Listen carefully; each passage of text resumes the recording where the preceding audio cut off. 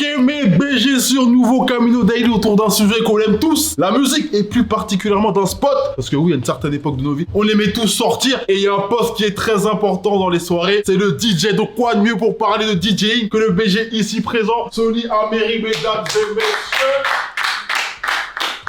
Merci. Pour bien comprendre, on va vous expliquer comment c'était d'être DJ avant et comment c'est d'être DJ maintenant. Pour bien comprendre, au départ, le DJ est la personne qui diffuse les morceaux pendant une soirée. C'est lui qui est chargé de mettre l'ambiance en enchaînant les morceaux au bon moment de la manière le plus fluide possible. Son rôle prend plus d'importance au début des années 70 avec le disco. Les propriétaires de clubs demandent à ce que les morceaux s'enchaînent encore plus rapidement pour ne pas perdre le rythme de la soirée. Et c'est Terry Noel qui est considéré comme le premier de ces DJ. Contrairement à ses aînés, lui, il ne se contente pas de jouer les tubes du moment les uns après les autres. À partir de 1965, il commence à mixer ensemble différents disques de soul, de rock, de pop à l'aide de 2 ou 3 platines de vinyle. Du coup, il crée en direct de nouveaux sons en mélangeant les refrains ou les accords d'un tube avec les séquences rythmiques d'un autre tube. Et c'est là que le mix est né. En 1968, le DJ Francis Grasso poursuit les expériences de Terry Noel et perfectionne ce style de mix. Fluide, énergique et mené sur un tempo soutenu qui constituera quelques années plus tard l'essence du mix disco et l'esthétique commune à l'ensemble du mouvement électronique. En utilisant 2 copies d'un même disque, il figure parmi les inventeurs de la technique des breaks, reprise plus tard par les pionniers du hip-hop. Cette technique permet de faire durer une séquence percussive d'un disque en jouant alternativement la même séquence sur la platine de droite puis celle de gauche. Il innove en mélangeant les refrains et les parties rythmiques de titres différents. Il crée donc des chansons nouvelles et hybrides à l'image de sa plus célèbre séquence où il superpose la partie rythmique de Hammerman du groupe jazz pop Chicago Transit Authority aux accords de guitare rock de Wall of Love de Led Zeppelin. Au cours des années 1970, les DJ Steve D'Acquisto, Michael Capello, Nicky Siano et Larry Levant, toujours à New York, poursuivent les expériences de Terry Noel et Francis Grasso. Il impose auprès d'un plus vaste public ses nouvelles techniques de mixage. Leur pratique s'améliore à partir de 1978 et l'apparition des platines SL 1200 MKI de la firme Technics qui permettent grâce à la fonction du pitch bend de moduler la vitesse de rotation des disques. Il devient alors possible de mixer plus facilement et plus longuement de disques en les calant à la même vitesse. En 1973 et le début des années 1980, 3 DJ new-yorkais de la communauté noire, Cool DJ Earth, Grandmaster Flash et Africa Bambaataa inventent de nouvelles techniques de mixage tout en s'inspirant et en développant le travail initié par les DJ du courant disco. Pendant les fêtes populaires, ces DJ posent les bases de la culture hip-hop et du rap qui apparaît au début des années 1980. Les DJ pionniers du hip-hop ne jouent pas encore de rap, mais un mélange de styles d'influence où se croisent autant la musique noire de l'époque, le funk, la soul, le rhythm and blues, que le disco, le rock ou parfois même les musiques électroniques de formation européenne. Comme pour le disco, les débuts du hip-hop sont marqués par une culture communautaire de la fête. Les DJ se produisent en public au sein de block parties organisés dans le Bronx et Harlem. Au cours des années 70, les rappeurs que l'on nomme MC, pour maître de cérémonie, restent confinés au rôle d'animateurs de soirée. Ils prendront le pouvoir sur la scène hip-hop et relégueront les DJ au second rang au cours de la décennie suivante. La décennie 1990 consacre l'émergence, le talent et la popularité d'une nouvelle génération de DJ qui succède à celle des pionniers qui ont œuvré dans l'ombre au cours des années 1970 et 1980. Cette génération popularise auprès d'un nouveau public la house, la techno et de nombreux sous-genres qui se développent à cette époque. En France, Laurent Garnier, Eric Rugg, Dimitri from Paris, Jérôme Pacman ou même DJ Deep animent les premières raves et les rares premières soirées dédiées au genre électronique organisées dans les discothèques. La notoriété des DJ français est loin d'égaler celle des DJ britanniques qui, de l'autre côté de la Manche, connaissent un succès bien plus important auprès d'une génération pour qui le phénomène rave O constitue une révolution culturelle et musicale. Parmi ces figures britanniques, citons Danny Rampling, Paul Oakenfold, Andrew Weatherall, Sacha, Carl Cox, Colin Favor et Colin Dale. Chez les platinistes, la platine constitue un instrument à part entière et non plus une machine destinée à la simple diffusion d'œuvres préexistantes. Cette discipline puise ses origines à la fois chez les DJ pionniers du hip-hop et dans les domaines de la musique expérimentale. Elle connaît un riche développement au cours des années 1990. Au-delà du scratch, qui constitue la technique la plus courante chez les platinistes, ces artistes se distinguent grâce à une grande dextérité dans la manipulation des platines vinyles ou CD, ainsi que les tables de mixage qui leur sont associées. Chouch! Ok, Méné, le meilleur concours est de retour. On envoie 2 personnes à New York, 2 nuits à l'hôtel et avion compris, avec la personne de votre choix. Et on offre la possibilité de créer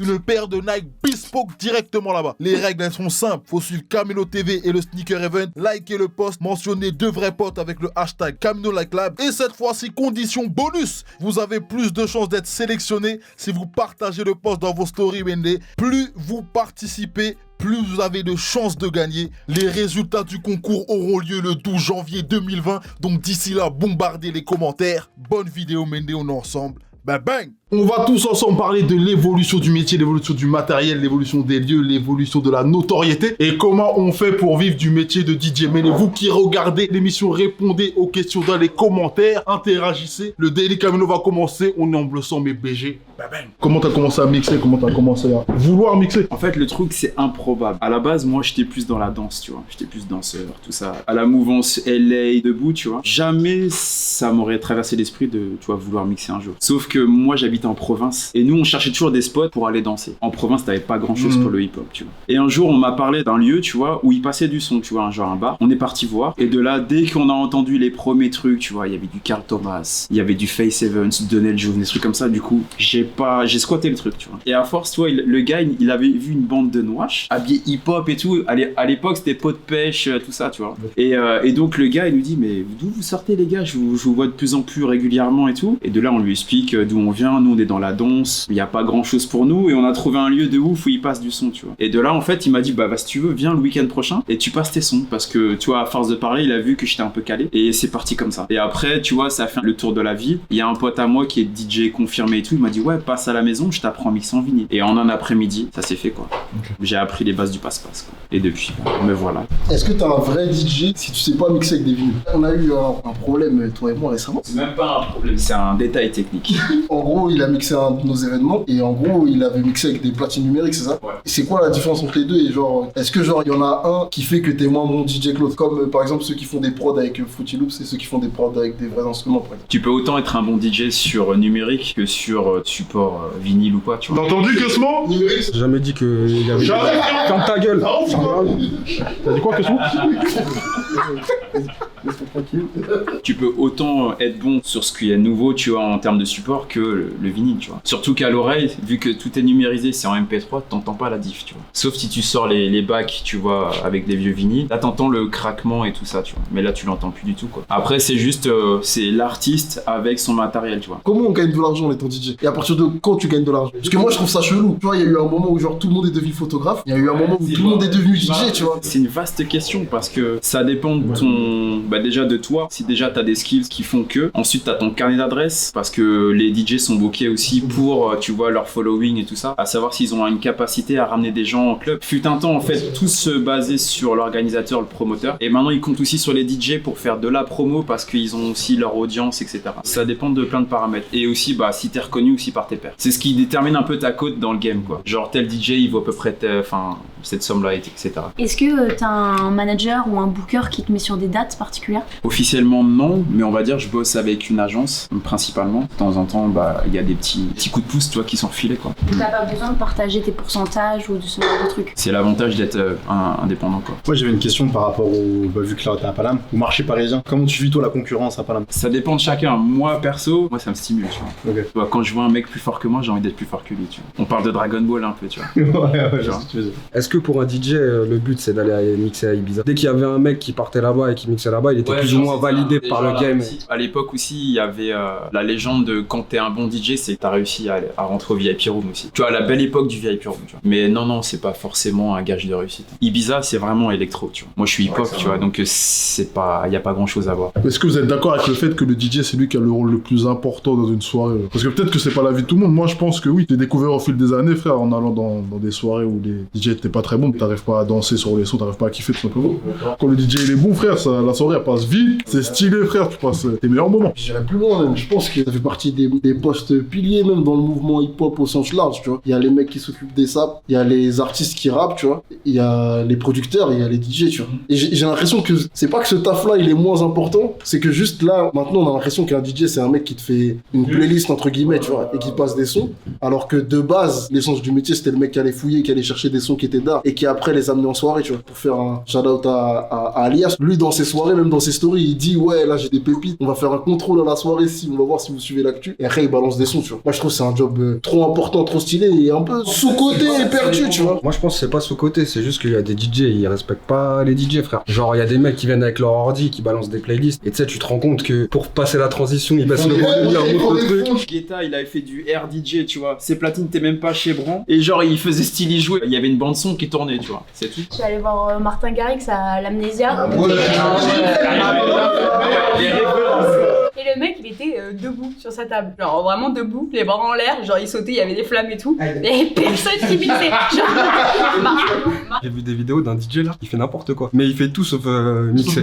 Et il passe dans des bails comme Tomorrowland et tout ça. Et genre il fait que des trucs de ouf. Il se met sur ses platines, il fait des pompes. Après, je sais pas si vous voyez qui c'est. Ouais. Il est pas aimé dans le délire Après, DJ, je sais pas en c'est fait, quel. ça se trouve, c'est un producteur, il passe ses sons, et entre temps, bah, tu sais, vu qu'il a pas besoin de faire de trucs techniques ou quoi, bah, il peut aller faire le fanfaron Je sais sur pas, le moi, sur le c'est set. très marrant, j'essaierai de retrouver son nom et des images. Il y a quelques années, les DJ français, ils s'exportaient de ouf, tu sais, avec la French Connection, etc., qui est plus dans l'électro. Mais est-ce que toi, aujourd'hui, tu fais que tu sois français? Est-ce que tu t'exportes aussi plus facilement? Est-ce que tu as un peu cet héritage-là, même si c'est plus dans l'hip-hop que dans l'électro? Bah, c'est vrai que quand moi j'ai eu la chance de voyager grâce à la musique, tu vois, et j'ai fait 2 fois le tour d'Europe. Shout out à Nadim, Classic Only.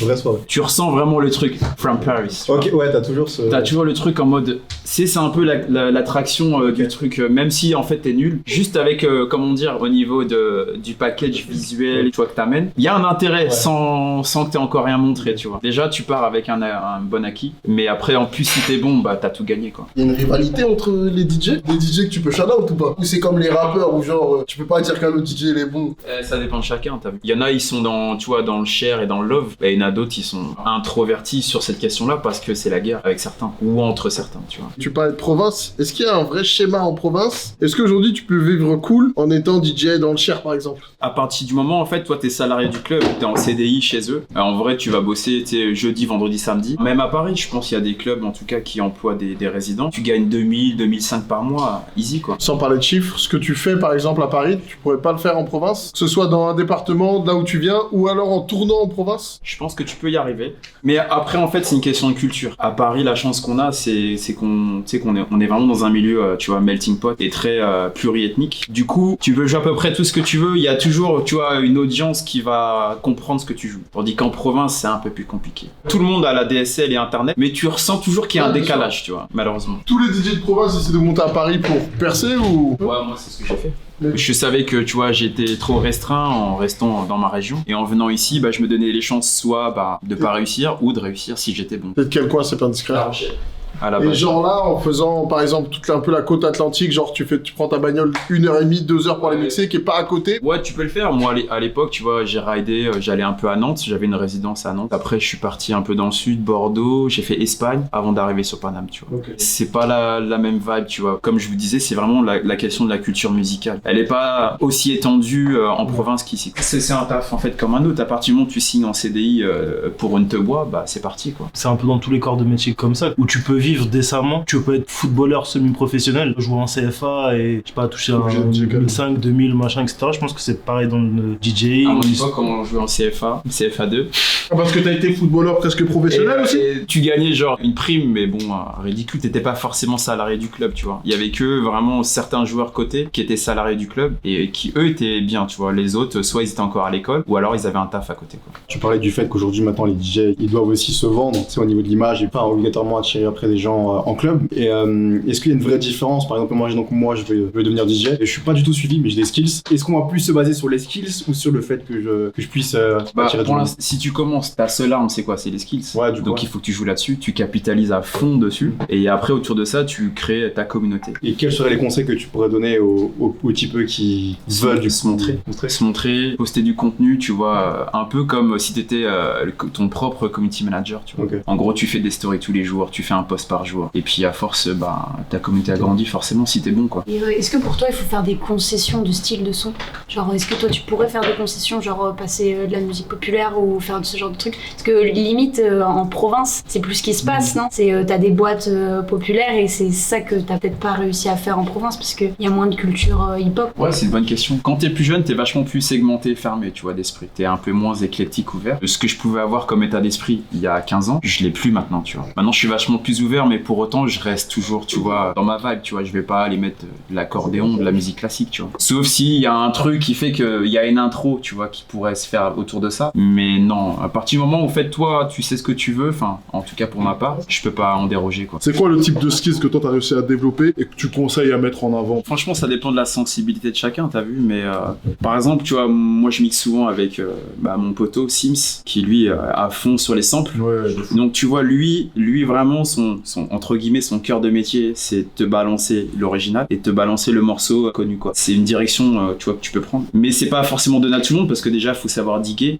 bien et savoir le sortir quand il faut, capter, tu vois, la bonne période dans le track à sortir aussi. Il faut mettre vraiment le passage clé qui te ramène sur, tu vois, la partie qui a été samplée pour donner le vrai morceau, tu vois. Donc ça peut être une piste à explorer, tu vois. Mais moi, perso, après, c'est un mélange de tout, tu vois. Par exemple, tu vois, je pense que tout le monde voit le clip Dilemma. Tu vois, quand au début, il est dans la street, tu vois tout le monde sur les yards, tu vois. Il y a une musique, tu vois, et moi, je kiffe passer la version vidéo, tu vois. Ouais. Ben, je la passe en intro, et après, je balance direct le morceau, tu vois. Et à chaque fois, les gens, wow.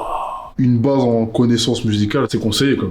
De ouf, ouais. Après, t'as la nouvelle génération, tu vois, qui mixe sur contrôleur et tout. Ils ont commencé leur apprentissage musical à partir de fin du Dirty South, début de la trap, tu vois. Et qu'ont pas le background d'avant, tu vois, genre fin 90, même fin 80, jusqu'à 2000, tu vois. Et ça peut être problématique. Toi, par exemple, t'as eu peut-être ce background-là, mais celui d'avant, tu l'as pas eu, ça t'a pas causé de problème, tu vois. C'est pour ça que, tu vois, ceux qui ont commencé en 2000 leur culture musicale, bah, y en a qui font très bien leur taf aussi. Sauf que parfois, il y en a certains, tu vois, sur des soirées un peu plus ouvertes ou un peu plus pointues sur la culture, bah, tu vois, il leur manque des trucs parce que c'est un manque de connaissances. Donc tu veux dire que tous les DJ ne peuvent pas venir mixer à la classique? Non. Ça, c'est sûr. C'est sûr. Certains. À l'ancienne, c'était un peu les DJ qui popularisaient des sons par rapport au fait qu'ils te balançaient dans une soirée et que tu l'avais pas forcément déjà entendu. Tu sais, je pense qu'ils étaient vraiment chauds. Ils allaient chercher vraiment des morceaux que personne connaissait, tout ça. Est-ce que vous pensez qu'aujourd'hui c'est encore le cas? Je pense que si t'es très malin, tu fais ça maintenant, ça marche fort. Avant que les sons sortent en stream et tout, tu vois. Là, tu files tes sons, tu payes les DJ. Il me semble que bien. ça se fait beaucoup. J'avais vu un truc à Atlanta où les DJ ils se faisaient payer fort pour ça d'ailleurs. Ouais, aussi fort à l'ancienne fort. Je pense encore aujourd'hui. Moi j'ai vu un truc il y a 2-3 ans et il disait tu veux percer, il faut d'abord aller chiner le DJ pour qu'il passe ton son. En gros, c'est plus forcément vrai. Parce que je suis pas sûr. Maintenant, ce que la radio passe, c'est ce que passe en stream. Non, mais pour percer, avant que la radio te connaisse, frérot. Moi je trouve qu'aujourd'hui c'est l'inverse. On a l'impression qu'en fait, quand les mecs produisent des sons, etc., ils cherchent la recette pour qu'après le son pète sur le net et pète en boîte. La tendance c'est inversé. Je pense que je prends un son comme son de Gambi, Popopo là. Ils étaient en studio, ils ont fait la prod, le gars a posé. Vas-y, c'est banco. Ils savaient très bien que en chicha c'est les passés, en toubois c'est les passés, les DJ les passés. Et je pense qu'aujourd'hui la tendance c'est inversée. On te sous-doit, toi, pour passer des sons. C'est déjà arrivé, mais il y a longtemps, tu vois. C'est vrai que maintenant ça se fait plus trop, quoi. Si le DJ prenait le temps de le faire et de passer le son au club, t'avais gagné, tu vois. Mais maintenant t'as plus trop le même impact. C'est biaisé parce qu'on va dire c'est la radio et toutes les plateformes de stream qui mènent la danse, tu vois, là-dessus. Et en plus, tant que ton son il est pas clippé, en vrai tu auras jamais la popularité que t'as sur un son vraiment mainstream, clippé, tout ça. Tu vois, moi souvent j'en fais les frais. Il y a un morceau, j'entends direct, tu vois, au niveau du beat que ça va péter. Mais tant que le clip il est pas sorti, tu peux le passer à 3-4 soirées, ça va pas encore prendre un réel engouement. Là, vous êtes plus dans la position où vous pouvez faire péter un son. Ça tient qu'à moi, tu vois, plus maintenant. On avait déjà discuté dans la story avec Luigi. Avant, le circuit il était beaucoup plus fermé. Du coup, les DJ c'était vraiment la plateforme qui te permettait de faire péter un son. Mais il y a aussi un autre paramètre qui est super important, c'est que avant, t'avais beaucoup de moins de sorties et t'avais beaucoup moins de DJ. Donc en fait, c'était plus rare. J'imagine qu'en tant que DJ, tu cherches des trucs justement, on disait rares, des sons. Alors par définition à l'ancienne, par exemple, des petites perles, des pépites. Et est-ce que tu peux pas faire ça aujourd'hui avec des trucs modernes? Est-ce que toi, ça, je sais pas, où pop le son maintenant, je sais pas, peut-être sur SoundCloud. Est-ce que toi, tu te dis pas, je pourrais aller sur SoundCloud, trouver des nouveaux trucs, tu vois? Par exemple, sortir Gambi avant, tu vois? Moi, perso, c'est exactement ma démarche, tu vois. À partir du moment où moi, je connais mes bases, je connais mes classiques, je connais ce qui se passe d'un point de vue contemporain. Après, en fait, il faut aller beaucoup plus loin, tu vois, dans la recherche et dans le dig. Et c'est vrai que moi, je suis beaucoup sur SoundCloud. Là, par exemple, il y a beaucoup d'artistes qui ont des DJ plus ou moins attitrés sur scène, tu vois. Toi, tu penses quoi de ça? Et comment ça se passe? En vrai, la plupart, ils passent juste les sons. Est-ce qu'il y a vraiment un taf derrière? Comment toi, tu t'y prendrais si tu devais accompagner un artiste sur scène? Ça m'est déjà arrivé et notamment, je lui passe un shout-out à Husky. Tu vois, j'avais mixé avec lui sur certains de sur certaines de ces scènes. Mais c'est un taf en amont, en fait, où t'es dans la construction d'un show, tu vois. Il y a un timing à respecter, il y a une intro à balancer, il y a des moments où, en fait, faut switcher d'un son à l'autre. C'est très technique, mais c'est un peu ingrat, parce que, en fait, tu prends pas de lumière du tout, quoi. Tu parlais justement de produire, de faire des edits et tout, c'est un truc vers quoi tu tends? C'est un truc que tu fais peut-être déjà? Ou tu penses que c'est ça ton avenir ou l'avenir du DJ qui avance? Si tu veux grandir d'un point de vue financier, parce qu'il faut dire ce qui est, faut passer vraiment du côté producteur en plus que d'être du simple DJ, quoi. En vendant des prods, tu augmentes ta valeur aussi en tant qu'artiste, entre guillemets. Donc quand on te book non pas seulement pour ce que tu es en DJ, mais aussi pour ton nom, parce que t'as produit tel ou tel truc, tu vois. Est-ce que toi t'es producteur ou pas du coup? Bientôt.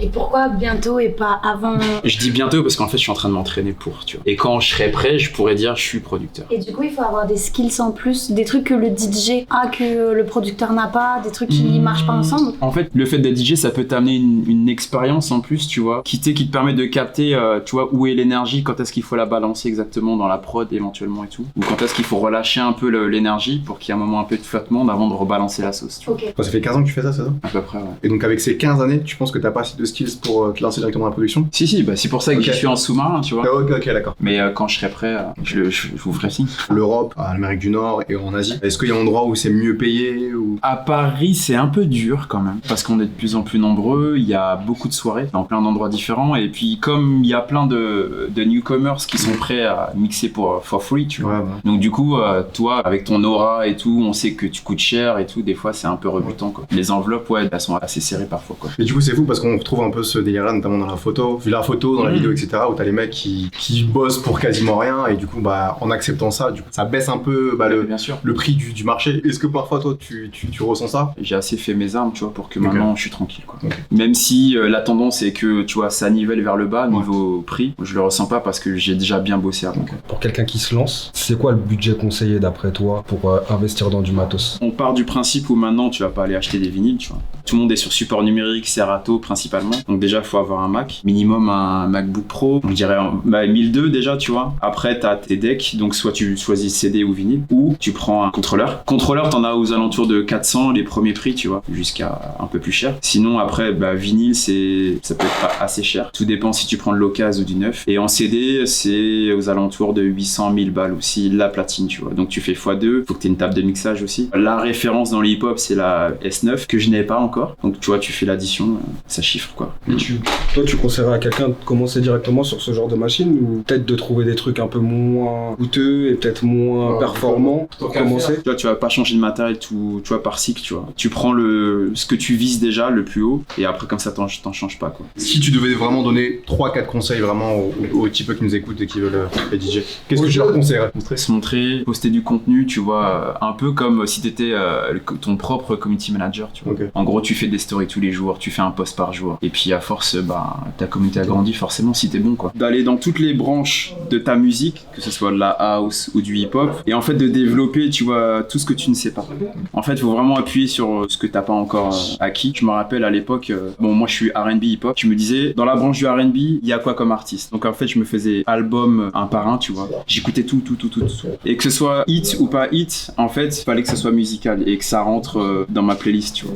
Et à partir de ce moment-là, en fait, t'as grandi ta culture, t'es capable de jouer sur tous les terrains, dans le R&B, dans le hip-hop, et même après dans la house, c'est la même chose parce que dans la house, t'as plusieurs styles de house. Tu vois, t'as la Latin house, t'as la house de Chicago, etc. T'as plein de trucs. Et il faut vraiment diguer, et, on va dire, t'as un tronc commun et t'as plein de branches. Il faut que tu maîtrises vraiment tous ces aspects-là, quoi, pour après avoir un vrai background, tu vois. C'est vrai qu'on parle de musique, est-ce que tu peux nous donner tes références? Putain, c'est jeu-là, hein. Tu vois, je peux être autant dans le hip-hop, autant dans le R&B. Après, c'est vrai que le public me connaît vraiment plus pour ma touche R&B, tu vois. Mais on va dire des références. Et après, il y a des références, on va dire que t'écoutes tranquille à la maison. Il y a des références club. Ce que j'aime bien jouer, par exemple, en R&B, d'un point de vue club, Ty Dolla $ign, Jacquees, Ella Mai, tu vois, ce genre de trucs-là. Et tes références en R&B? Est-ce que t'en as aussi?